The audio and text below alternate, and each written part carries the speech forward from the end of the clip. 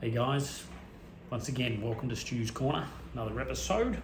Once again, we're drawing from clinic experience. So this week I'm talking about hamstring tendon attachment soreness, especially right up here where the ischial tuberosity is. Now, what's really important about hamstring tendon attachment soreness is that, yes, it will be tender on stretch, probably more so the end of range.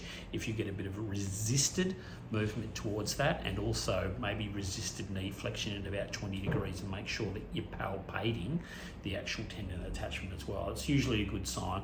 If you're not sure, obviously then send them off for an ultrasound. So had a client coming in this week, and this has happened before, obviously complaining they are a kayaker, so obviously the sitting situation, obviously really sore to sit on.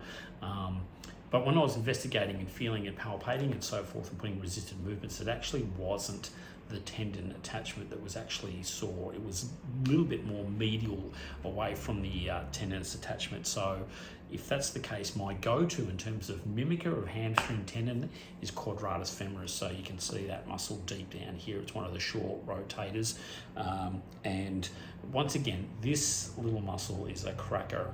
And for those of you that deal with the running athletes, you know, obviously that deep-seated buttock type pain is not always present on movement unless they're really going through high hip range of movement.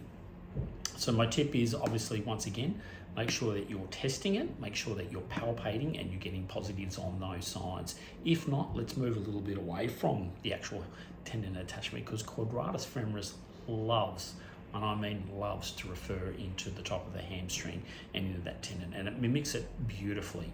So once again, the case is, let's move a little bit away. What we do need to be aware of, obviously, is the sciatic nerve that comes down here. Now, obviously, it's quite deep, so, but if you are palpating in that area, and I'd suggest that you want to put the muscle, obviously, in a bit of a relaxed, shortened position, which means you'll have some knee flexion and obviously internally rotate a little bit, and then obviously in with a deep elbow, make sure that you're moving away and that you're not coming in basic contact with that sciatic nerve. But I can guarantee you that quadratis femoris can reproduce those hamstring tendinous attachment soreness. So it's really, really important. For those who needle it, obviously, once again, yes, by all means, you obviously find the lower 2/3 of the greater trochanter posteriorly here, and that's obviously where you're going to find that trigger point in that space there, and that's the area we want to identify. It's an easy assessment too if you want to really feel that, you know, you've got a quad fem involvement. By all means, once again, it's a trial treat situation. So once again, let's just get them into those positions.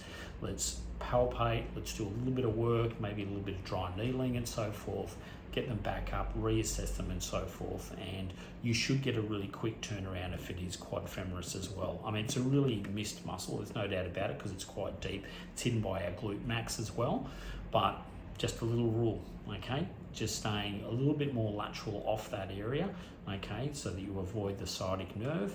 Come into the posterior part, the lower 2/3 of that greater trochanter, sink into that area. Once again, that's where that trigger point will be, and as I said, it will refer beautifully into the upper half of the hamstring, but also into the tendon itself. So that's my next episode of Stu's Corner. I hope that gives you some little bit of leeway when we're dealing with some of these tendon attachment soreness places, that there are sometimes mimickers. And also remember too, I mean, it's not just to say that it is quad fem, they may coexist together, but that would definitely be my go-to muscle in terms of treatment for the area.